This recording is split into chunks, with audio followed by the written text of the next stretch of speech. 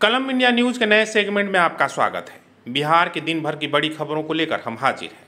आज दिन भर क्या रहा खास और बिहार की सियासत में क्या कुछ हुआ अपडेट, इसी पर हम चर्चा करेंगे। सबसे पहले बात सीएम की सुरक्षा में लगी सेंध की। बिहार के मुख्यमंत्री श्री नीतीश कुमार की सुरक्षा में सेंध लगने के बाद एक बड़ा निर्णय लिया गया है। अब लोगों को सर्कुलर रोड में जाने के लिए काफी मशक्कत करनी पड़ेगी।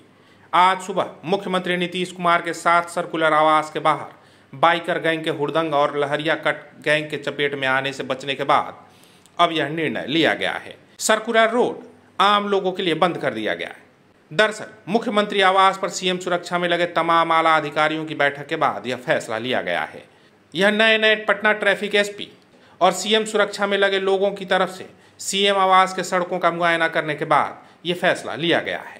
वहीं एक तरफ सीएम की सुरक्षा में सेंध लगी है तो दूसरी तरफ फुलवारी शरीफ जेल से पटना सिविल कोर्ट पेशी के लिए लाए गए 3 कैदी वाहन से कूदकर फरार हो गए। वाहन में 45 कैदी सवार थे। घटना के संबंध में टाउन डीएसपी अशोक कुमार सिंह ने बताया कि लगभग 11:30 बजे फुलवारी शरीफ जेल से 45 कैदियों को लेकर कैदी वाहन पीर बहोर थाना क्षेत्र अंतर्गत सिविल कोर्ट जा रही थी। इसी दौरान रास्ते में सड़क पर कुछ लोग आपस में विवाद कर रहे थे, जिसको देखकर कैदी वाहन रुक गया। जिसके बाद कैदी वाहन से सिपाही बाहर निकलकर सड़क पर हो रहे विवाद को सुलझाने लगे। इसी दौरान 3 की संख्या में कैदी सिपाही की आंखों में झंडू बाम लगाकर फरार हो गए। अब बात बिहार में लोकसभा चुनाव की तारीख को लेकर जारी सियासत की। इसमें अब बिहार के डिप्टी सीएम भी कूद गए हैं। तेजस्वी प्रसाद यादव ने कहा है कि सीएम नीतीश ने जो बातें कही हैं वो ठीक ही कही हैं। उन्होंने कहा है कि लोकसभा चुनाव 2024 से पहले हो सकता है। तेजस्वी प्रसाद यादव ने नीतीश कुमार की बातों का समर्थन करते हुए कहा कि केंद्र सरकार हमारी विपक्षी एकजुटता से डर गई है, इसलिए हो सकता है कि लोकसभा का चुनाव समय से पहले हो जाए। वहीं उन्होंने कहा कि इसलिए 24 जून को भारतीय जनता पार्टी के राष्ट्रीय अध्यक्ष जेपी नड्डा बिहार आ रहे हैं। तो वहीं दूसरी तरफ केंद्रीय गृह मंत्री अमित शाह भी बिहार के दौरे पर आने वाले हैं। एक तरफ तेजस्वी यादव बीजेपी पर हमलावर है तो दूसरी तरफ तेज प्रताप ने भी मोर्चा खोला हुआ है। आगामी 24 जून को बीजेपी के राष्ट्रीय अध्यक्ष जेपी नड्डा झंझारपुर में सभा को संबोधित करेंगे। वहीं 29 जून को मुंगेर लोकसभा में केंद्रीय गृह मंत्री अमित शाह की रैली होगी। इन नेताओं के आगमन को लेकर बिहार सरकार के वन एवं पर्यावरण मंत्री तेज प्रताप यादव ने कहा है कि कोई भी आए उससे कोई फर्क नहीं पड़ता, हम लोग अपना काम कर रहे हैं।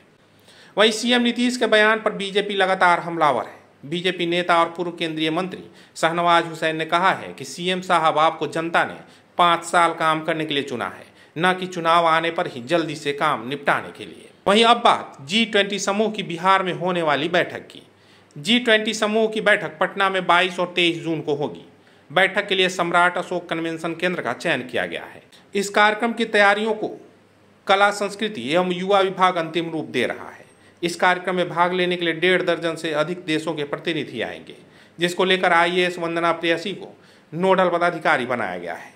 वंदना प्रेयसी ने बताया है कि G20 की बैठक में शामिल होने वाले डेलीगेट के लिए रहने, घूमने और खाने के लिए बिहारी व्यंजन की पूरी व्यवस्था की जा रही है। वहीं डेलीगेट को नालंदा के खंडहर के साथ साथ पटना साहिब, गुरुद्वारा और बिहार म्यूजियम भी दिखाया जाएगा।